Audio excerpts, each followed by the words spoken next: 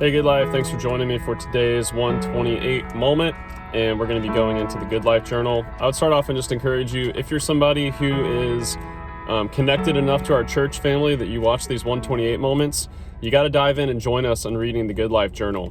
If you have another reading plan, that's cool, but I would definitely encourage you to join us right now. We're reading through the book of Acts, and today we're actually in Acts chapter 5. So if you want to start, tomorrow we're going to be Acts 6. And Sunday will be in Acts 7. It's a great place to start. In fact, this Sunday we're also starting a new series that's going to be in the book of Acts, a little bit further along in the story. But today I want to look at Acts chapter 5. And what we see is just an incredible transformation in Peter and the apostles. What we see specifically is that the Church of Christ has been growing.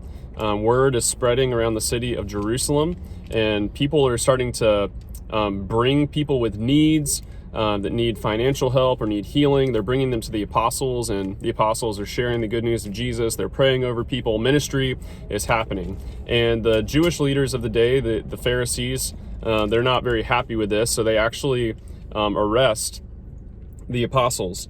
And what I love is this, that after they arrest them, they charge them this, that they say, we charged you not to speak. We strictly charge you not to teach in this name, the name of Jesus. Yet here you have filled Jerusalem with your teaching, and you intend to bring this man's blood upon us. In verse 29 it says this, but Peter and the apostles answered, we must obey God rather than men.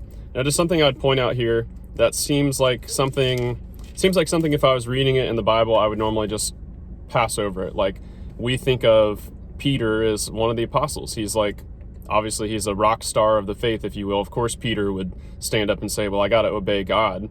But look what happens next. What we see is that they end up getting beaten. They end up getting persecuted because of their faith. And it says that as they left, then they left the presence of the council, and rejoicing that they were counted worthy to suffer dishonor for the name.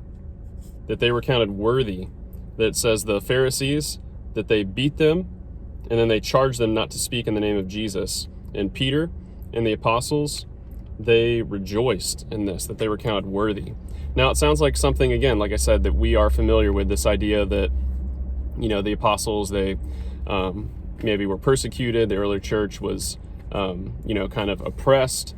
But just think about for a moment this guy, Peter, who not all that long ago in our Bible, when we see Peter, he is presented with an opportunity to obey God or try to save his own skin. And what he does is he denies Jesus. If you're familiar with the story, that the night before Jesus' crucifixion, people around the scene ask Peter if he's one of the followers of Jesus, and Peter adamantly denies it. He denies it 3 times, and it breaks his heart. He leaves in shame. What happened? What's the difference here? Now we see this Peter who, when presented with the opportunity to stand for Christ and even get beaten because of it or save his own skin, he boldly proclaims Jesus. He's a radically changed person. And what changed was the resurrection of Christ. That the resurrection of Christ changed everything for Peter. It changed everything for the apostles. It changes everything for you and for me. And it's a beautiful scene of redemption.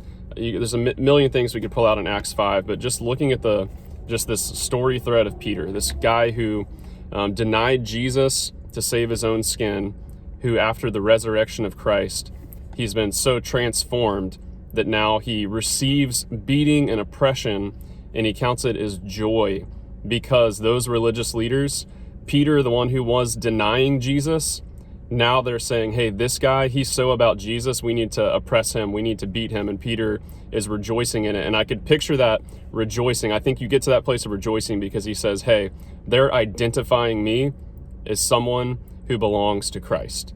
And that's incredible. And I would encourage us with that as well, that though our daily life might look different, we need to recognize that if we've encountered Jesus, that should radically change who we are. And whenever we have that opportunity to identify as Christ, that's something that we should rejoice in.